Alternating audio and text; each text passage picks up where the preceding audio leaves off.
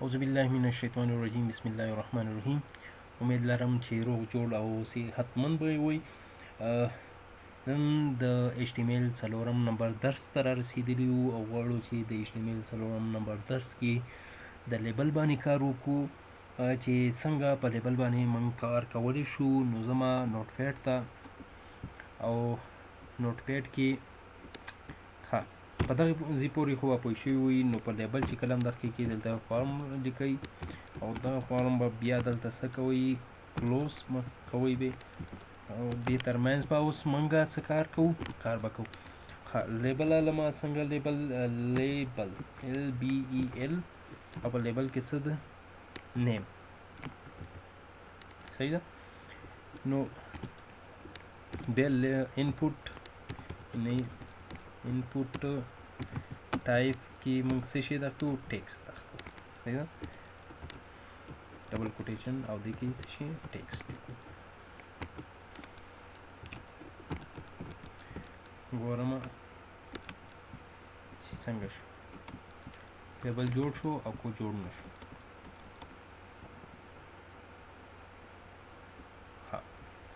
کومګتون دا موږ سره یو لیبل صحیح شو چې دې کې موږ لیکل هم کولی شو. بیا راځم بل لیبل جوړوم او په بل کې لیبل کې څه کوم، یو بل لیبل د خومخه دا دې ځینه داسې کاپي به واخلو، سوا بار بار به لیکو او داسې به کوو چې دلته به یو درې لیبله څلور به کاپي کومه. صحیح ده. دې کې به اوس تغیرات راولو. نو بل لیبل هم میل نیم شو، هغه خو نیم شو. په دې لیبل کې به څه کو، دې کې به فادر نیم. صحیح ده. فادر نیم. دې کې هم ټیکس. په دریم لیبل کې به موږ څه شی کو، ایج به جنډر به جنډر. صحیح ده. جنډر. او په بل لاست لیبل کې به موږ څه شی وکړو، لاست کې به ایج. نو ایج خو موږ سره په نمبر کې راځي که نه، نو دلته به کو څه شی، نمبر. صحیح شو. نو دا به اوس څه کومه، سیو کومه او دلته به اوس لاړ شو ته، اوس به وګورو. صحیح شو. نیم شو، فادر نیم شو، جنډر شو او څه شو، ایج شو. صحیح شو. دلته تاسو کتلی شئ نمبر ولا څومره شي، شي خپله هم ورکولی شي. دلته کولی شي چې 22 شپاړس چې څومره ایج ورکولی شي. لکه زه درته وایم درویش،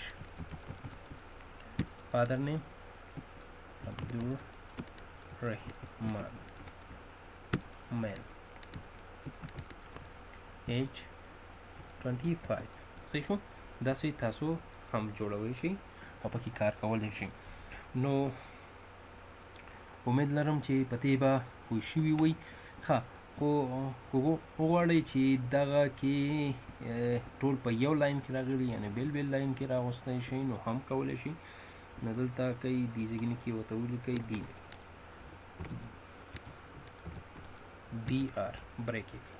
صحیح شو. BR بریک کړئ.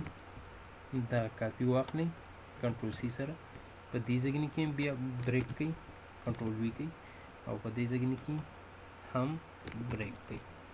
صحیح شو. نو اوس دا سیو کړئ او اوس وګورئ.